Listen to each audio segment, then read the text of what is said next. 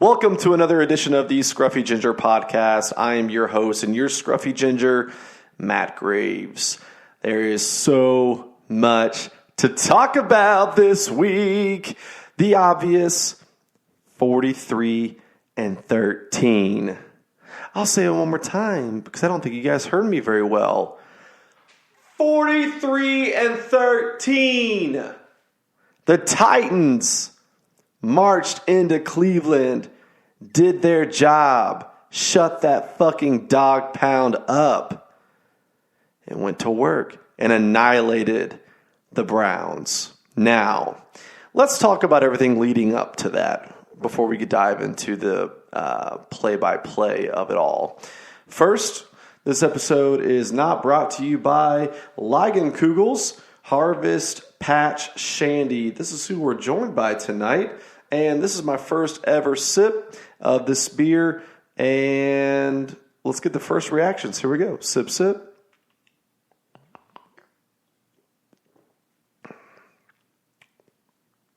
That might be the most pumpkin-y beer I have ever had. That's really good. If you're fruity like me and you like pumpkin-flavored things, then look no further than the Kugel's Harvest Patch Shandy, quenching your thirst and satisfying your cravings. Made that up. So, the weekend of, me and my girlfriend, we were in Georgia for a wedding. And a little side note on that, real quick, before we get too far into it, is that someone in the family of the bride decided to use his speech during the reception to give his little 2020 Trump endorsement. And we're in Georgia, so people cheered, and it caught me so off guard. I wanted to boo, but I didn't boo. I was just sitting there with my mouth open, eyes wide, thinking, no, there's no way he used this moment for that kind of endorsement. But he did, and let's just say he looked the part. So, anyways,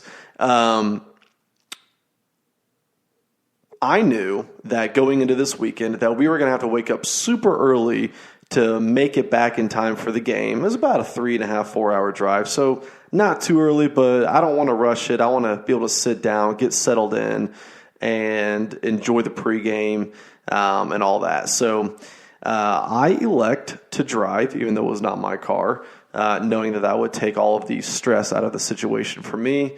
And my girlfriend obliged. So I went, you could say, bulldozing through Georgia to get back to the great state of Tennessee in time.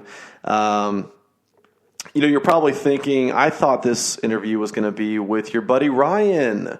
Yes, that was the plan. Work schedules got in the way. My equipment orders didn't come in on time to allow us to have the time to do a pregame interview. If he still wants to do a postgame interview, if you can muscle it, Ryan, you're more than welcome to come on, and we can talk about the game, and I'll try my best to not laugh the entire time. So, we sit down, we start watching the game. I'm nervous. I'm standing. I can't help myself. I'm pacing around.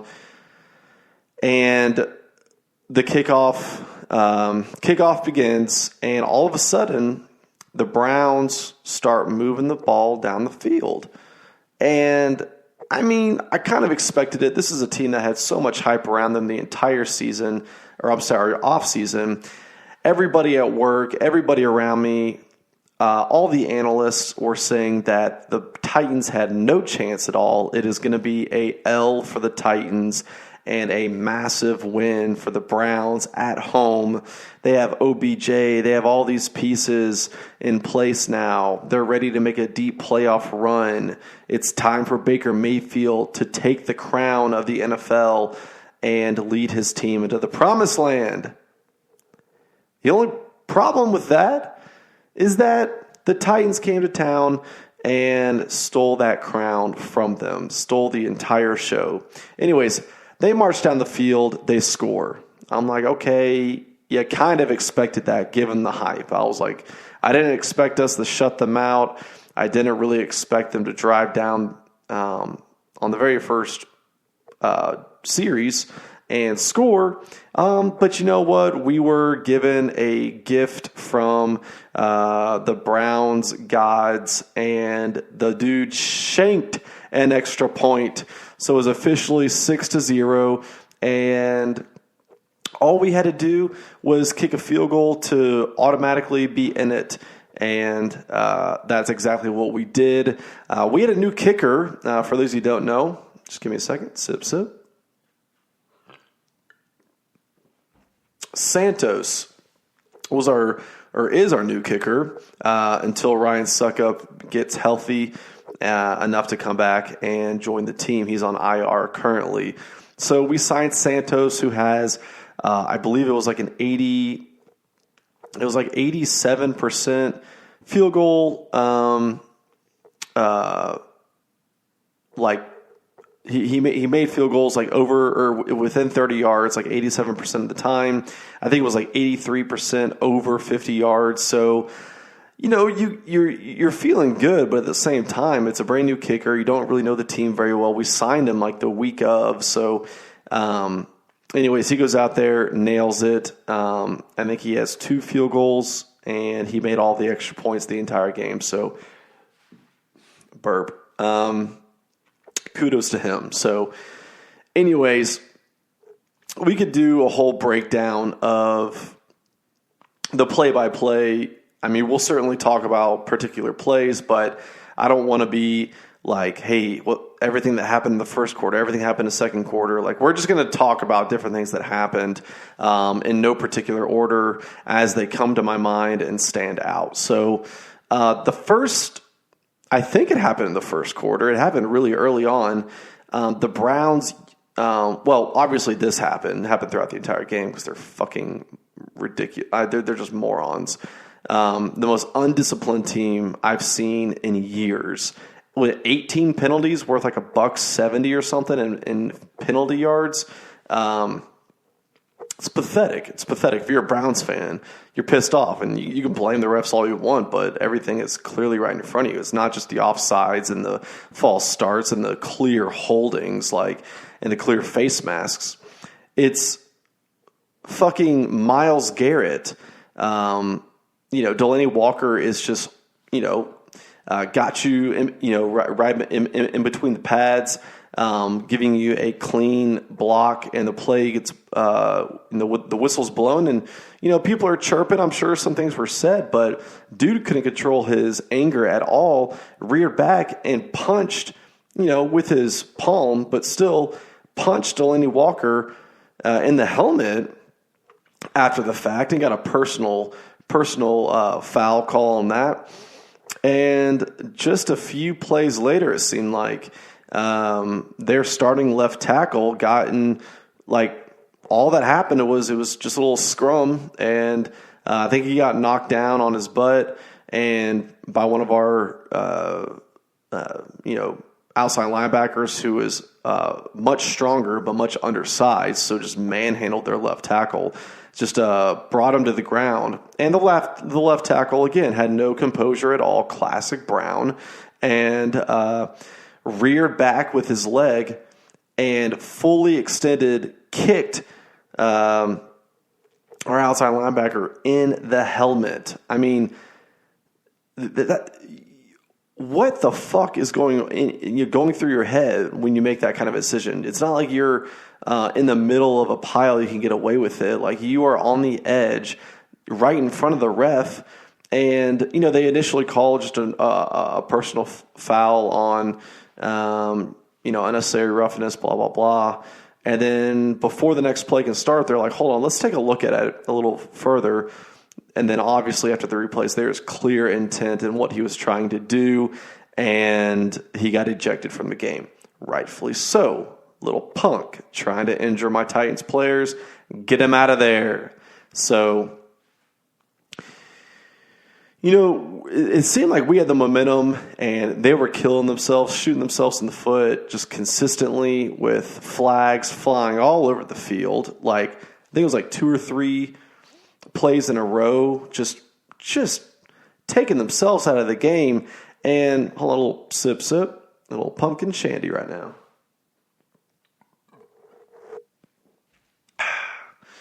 So I almost got like mad. I watched it with Ryan, by the way. I was at Ryan's house, and of course he's all hype after the first drive. He's just going crazy, and that quickly deteriorated into just head in his hands, just pouting. Ryan's not a pouter. The Browns just brought him to that point in his life. So I even told him, I was like, I don't want to beat a team just because they keep committing penalties. Like, I just don't like. I want to win and beat a good team the right way, and eventually we did that. But at that time, I was like, just like, drive on us. Let's try and stop them. Let's try and prove ourselves. But the Browns just wouldn't let us do it. They just kept shooting themselves in the foot. So, anyways, Delaney Walker showed up on Sunday in a big way.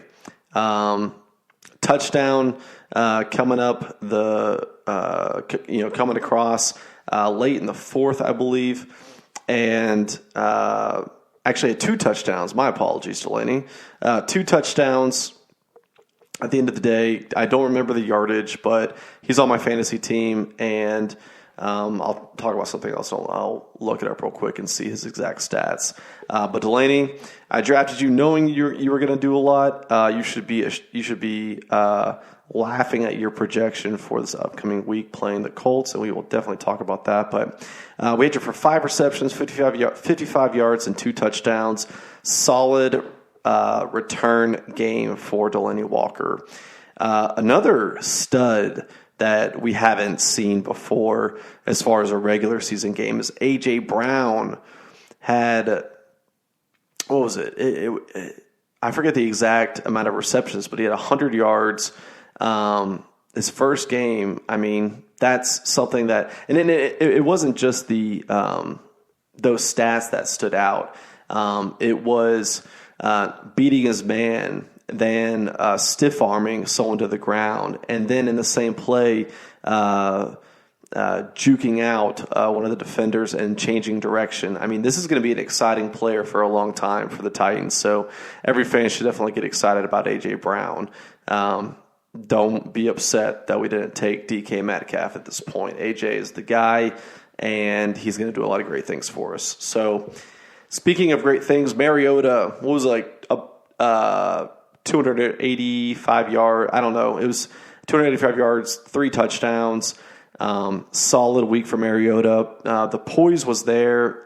Yes, when the pocket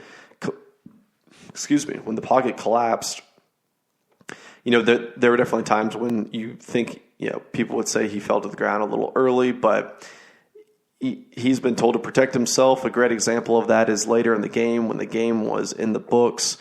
Myles Garrett was coming right at him, and he could have tried to put a move on him and extend the play, but he just decided to slide at Myles Garrett's feet and live another day. There's no need to take an unnecessary hit. When you're quote unquote injury prone, as the analysts will say. So no need for that. He did the right thing. That's what the Titans fan base wants to see, is him protecting his own self. So, but throwing dimes throughout the entire day. So very excited to see him back to his own self. 3 touchdowns in one game. For all you forgetting about last year, he had 11 the entire season. I'm not saying he's going to put up those numbers every week, but that's very exciting to see. The accuracy was there. He took chances when needed. Derrick Henry had a monster game. It took a while for the run to get going, but once it did, it was just our way of slowing them down, shutting them up. They came back, with a touchdown drive, and literally they kicked off to us. We returned it for however many yards, and I think it was the first play of that series. Mariota dumped it off to Henry for a 75-yard touchdown. So, just completely took all the wind out of the Browns players and fan base's sails, and it was a beauty to watch. So, yeah, that was awesome. What was crazy is that it was almost like Ryan. Sorry, Ryan, I'm talking all this shit. I wish you were here to discuss this, but there were definitely times throughout the game where once the game was kind of in the definitely in the second half, like he would just walk downstairs and start doing stuff in the kitchen. Like, wouldn't even watch the game. They have a TV downstairs, so he could definitely turn around and watch it if you wanted to, but didn't want to be around Titans fans who were there that day, and rightfully so. If a team's kicking your ass, I don't want to be around their fan base either. So, little side note. Sorry, Ryan. I'll say it to your face while you're here if you do come on the pod. So, don't worry about that. You'll get it to your face. But yeah, Derrick Henry had a monster game. Also on my fantasy team, which you're thinking at this point, okay, Delaney Walker, Derrick Henry, you just probably have a ton of Titans players on your team. Okay, false. The way it was laid out in my draft, I traded out of the first round. In a 12-person league, my first pick was the second to last of the second round. And Derrick Henry was the best player available, best running back available at the time. So I took him, and it's paid off. So, no, I'm not just a blind fantasy, I guess, GM. So, actually, on that note, had the highest scoring team of the week. Thank you to all of my players. It really just showed that I made the right deal as far as trading out of the first round. So, Tim Volk, coming for you this week. Traded with you, and I'm going to beat you. Next, let's just talk about the defense for a second, because everyone is saying that Cameron Wake came in to his sole purpose was to be a veteran presence, to not really produce on the field. And he did everything but just be a veteran presence. We're talking 2.5 sacks and 1 for a safety. This dude is a monster. Just threw Baker Mayfield to the ground. And he is just yoked more than ever. This is a dude that takes care of his body better than most in the league. It has to be that way. He's 37 years old. And he's faster off the line than a lot of these, players in their 20s. So there's definitely something to be said about that. He made his presence known. He made a statement to the entire NFL that he's here to stay. Last year, we talked about this, I believe, in the second podcast, second episode. This is episode 5, by the way. I don't know if I said that at the beginning. I'm getting really bad at that, not saying what episode it is. But anyways, you'll see it in the fucking title, so you know what it is. Okay, I digress. We talked about it where, last year was his least productive season as far as sacks are concerned in his, I think it's 11-year career? I forget how many years he's been in the league. But he had 6 sacks last year. 6. And he's had 2.5 sacks in week 1. So, again, not expecting him to do that every single game, but it's definitely encouraging to see in week 1 against a super hyped team. Take a little sip, little beer break.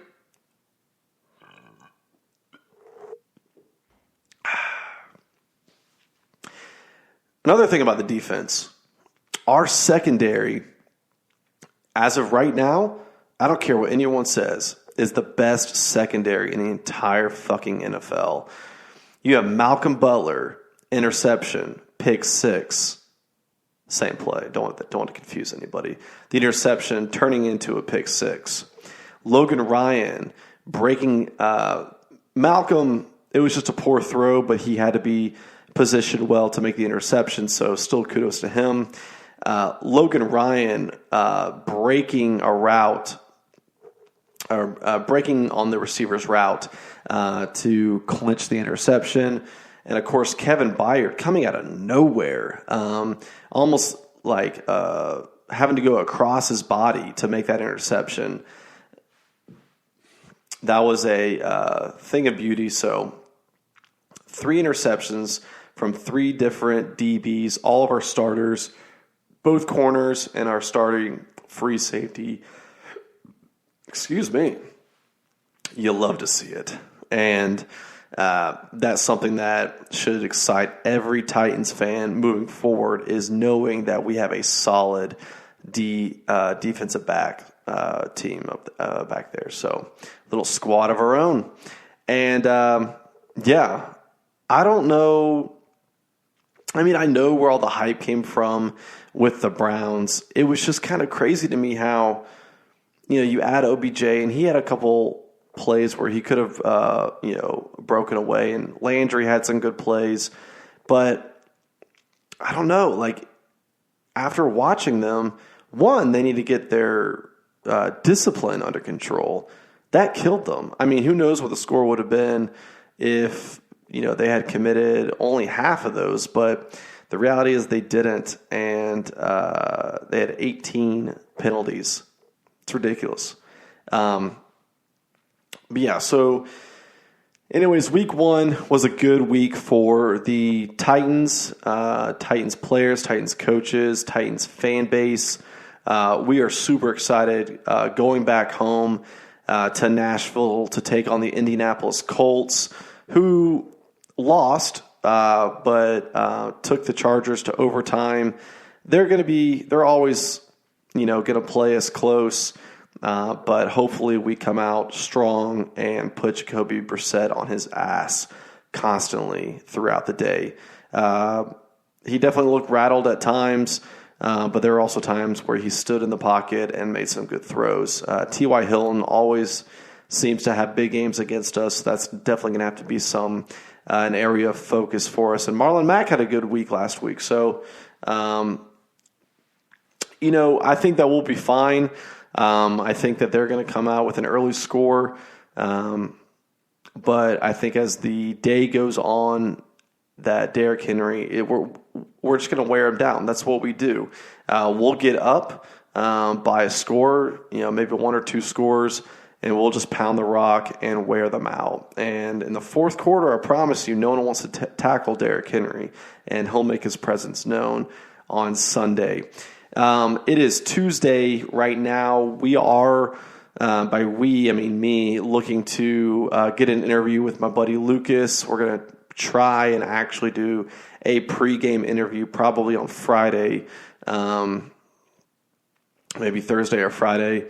Hopefully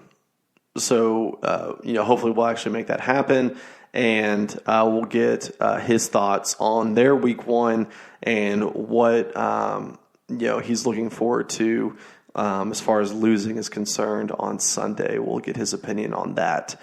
But until then, it's okay. The Titans are the number 1 team in the division at this time. The Texans lost in hilarious fashion to the Saints. The Colts lost in hilarious fashion to the Chargers. And the Jags got demolished, which is something that you would just expect by the Chiefs. Really by anybody, but did anybody think that the Jags had a chance against the Chiefs? Nick Foles, I mean, your savior, the person who's going to take you all to the playoffs again, broke his fucking clavicle in week 1. I mean, the Jags is a location where teams go there to die. Quarterbacks go there to end their career. Nick Foles, he came out of retirement to play with the Eagles. I mean, who knows? Anything can happen. But Nick Foles, you're injured. You just got paid. But I don't know. Maybe it would be like Andrew Luck, and the injuries just get to you, and you just want to step aside and focus on the important things in life. Like instead of losing at football, just losing at life. So maybe he'll take that route, the higher ground. But until next time, if you're not first, it's okay, because definitely, neither are the Jags. Peace.